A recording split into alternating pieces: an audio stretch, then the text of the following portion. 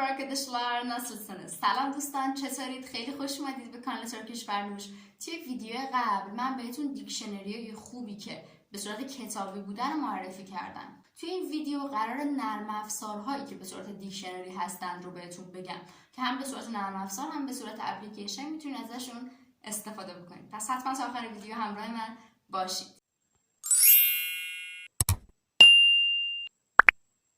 شماره 1 ترکیش و ترکیش انگلیش دیکشنری. دیکشنری خیلی خوبیه، میتونید ازش استفاده بکنید به صورت اپلیکیشن. فقط نکته‌ای که وجود داره اینه که فارسی نیست، فقط ترکی به انگلیسی و انگلیسی به ترکی. اگه انگلیسیتون خوبه میتونید حتما ازش استفاده بکنید. خوبیش اینه که آفلاینه و رایگانه و بیش از 266,000 کلمه داخلش هست و شما میتونید به راحتی از گوگل پلی دانلودش کنید. شماره 2 دیکشنری ترکیش انگلیش ترنسلیشنه که همونطور که از اسمش معلومه اینم ترکی به انگلیسی هستش. اینم یک اپلیکیشن خوبیه و میتونید از گوگل پلی دانلودش بکنید و مثل این مترجم براتون کار میکنه. حالا بریم سراغ دیکشنری ترکی به فارسی. اون دو تا بالا ترکی به انگلیسی بودن یا انگلیسی به ترکی بودن، فرق نمیکنه.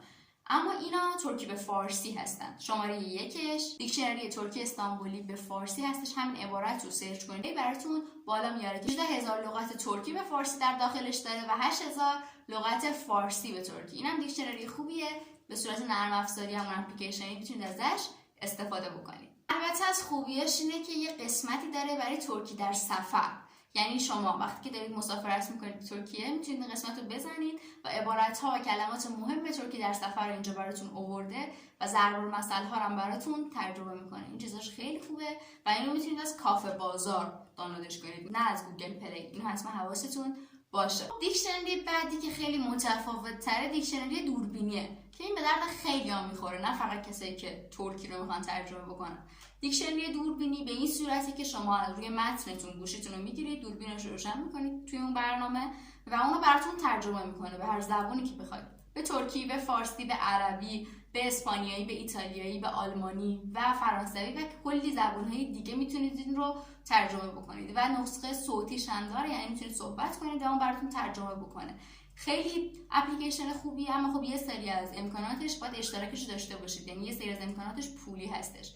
اینم میتونید از گوگل پلی دانلود کنید. اگر از این ویدیو خوشتون اومد حتما لایکش کنید و داخل کامنت ها نظرتون راجع به این اپلیکیشن ها برام بنویس اگر ازشون استفاده کردید. منتظر کامنتاتون هستم. اگر هم دوست دارید زبان ترکی رو مثل زبان مادریت یاد بگیری حتما کانال رو سابسکرایب کن، زنگولش هم فعال کن. Hoşça kal.